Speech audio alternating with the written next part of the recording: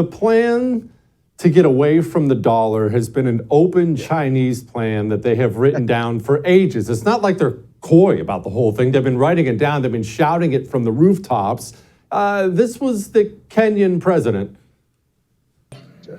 For the people who work numbers, I am giving you free advice that those of you who are holding dollars, you surely might go into losses. You better do what you must do, because this market is going to be different in a couple of weeks. Different in a couple weeks, Mark? What? Yeah. Yes, the petrodollar been around since essentially the end of World War II, and we use it for all of our oil exploration. When all countries having to buy oil have to use this, we are now seeing, chiefly because it's accelerating a lot of trends, but chiefly because this invasion of Ukraine and the United States reaction with their alleged sanctions against Russia. Odd how Russia seems to be doing better and better no matter how many sanctions we impose. But Russia and India, you played that clip there, you have China involved. All of these countries are moving off the US dollar as a petrocurrency, which means our politicians will no longer be able to attempt to control inflation, printing money, debt, managing our economy, because we are no longer going to have the world's reserve currency. This was predictable. We saw it coming, and now it looks like it could be arriving. This is going to be a major economic blow to the U.S., also a strategic blow, but it's a self-inflicted blow in many ways.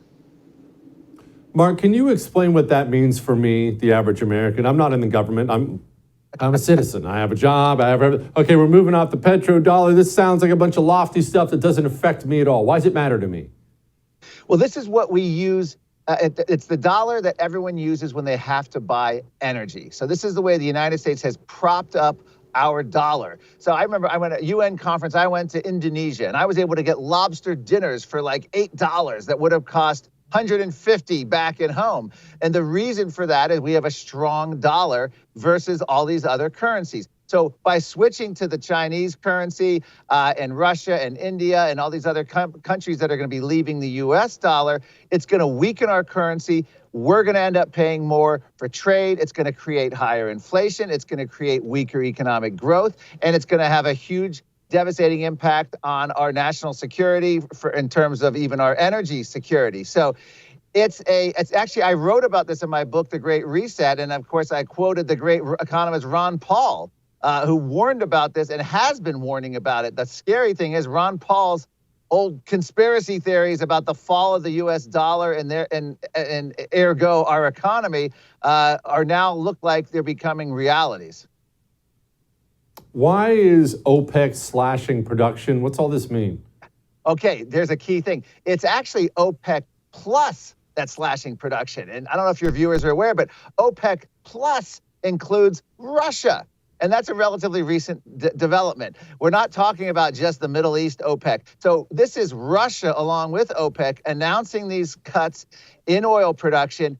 And this is going to, it's because they don't want to, because the price of oil has been dropping steadily in recent months, and they're trying to recapture it. Well, this is another consequence of harsh U.S. sanctions against Russia. They're now teamed up with the Middle East, who, by the way, Joe Biden has no problem shutting down domestic energy, shutting down Minnesota mines, North Dakota mines, and then buying stuff from Chinese mines. Same thing with U.S. oil, but then he goes to Venezuela and OPEC to beg.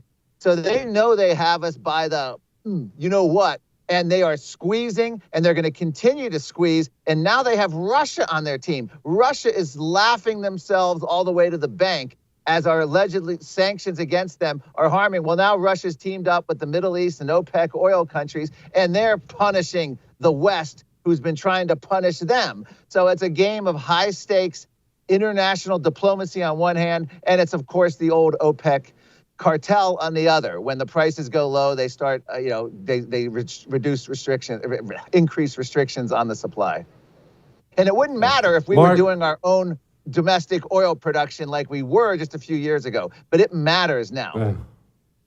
What it's like to be energy independent. Mark, thank you, brother. I appreciate you. All right. Thanks a lot, Jesse. Appreciate it.